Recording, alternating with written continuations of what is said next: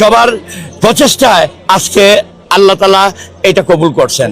জনপ্রিয় চিত্রনায়ক সালমান শাহর মৃত্যুর 29 বছর পর অবশেষে নড়ে চড়ে বসেছেন আদালত। চিত্রনায়ক সালমান শাহর মৃত্যুর ঘটনায় 29 বছর পর অপমৃত্যু থেকে হত্যা মামলা হিসেবে গ্রহণের আদেশ দিয়েছে আদালত। সালমান শাহ আত্মহত্যা করে নাই, সালমান শাহ খুন হয়েছে। আমার হাজবেন্ড এটা করাইছে আমার বাইরে দিয়ে, আমার হাজবেন্ড করাইছে এটা, সামিরার ফ্যামিলি করাইছে এটা। নতুন একটি নিউজে আপনাদেরকে স্বাগতম।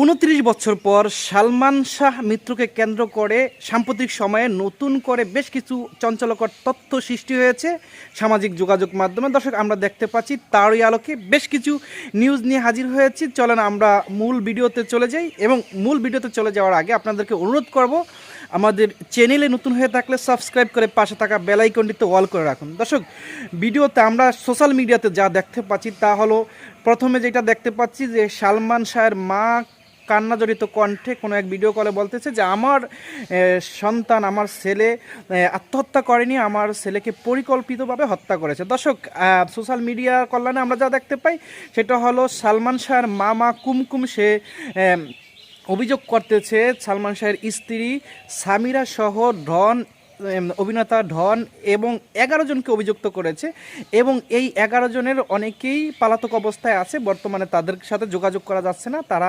পলাতক অবস্থায় আছে।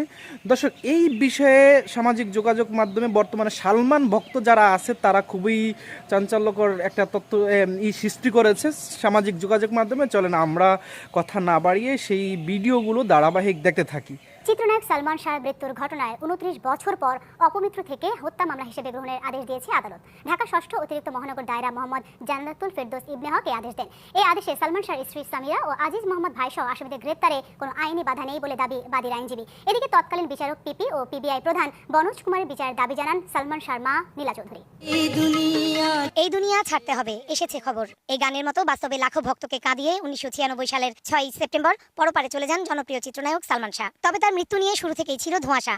এই ঘটনায় আদালত ও তদন্ত সংস্থার দায়িত্ব অবহেলায় পেরিয়ে যায় 29 বছর। রোহিত করা হয় সালমান শাহর বাবার করা হত্যা মামলার আবেদন। সালমান শাহর মায়ের রিভিশন আবেদন মঞ্জুর করেছে ঢাকার 6ষ্ঠ অতিরিক্ত দায়রা জজ আদালত। একই সঙ্গে অপমৃত্যু মামলাটিকে হত্যা মামলা হিসেবে এজাহারভুক্ত করার আদেশ দেন বিচারক। আদালত যখন আমাদের রায় দিয়েছেন আমাদের পক্ষে যে এটা আসলে একটা হত্যা মামলা, তার মানে এই 25 বছরে তারা যে সময় ক্ষেপণ করেছেন এবং ভুল রিপোর্ট দিয়েছেন, যে সঠিকভাবে তদন্ত করেন নাই, সেটা আজকে প্রমাণিত হয়েছে। এখন পরবর্তী সময়ে এই মামলার যে প্রধান আসামি যে সামিরা হক এবং আজিজ মোহাম্মদ ভাই 2 নম্বর আসামি, ডন সহ অন্যান্য যারা আসামি আছেন, তাদের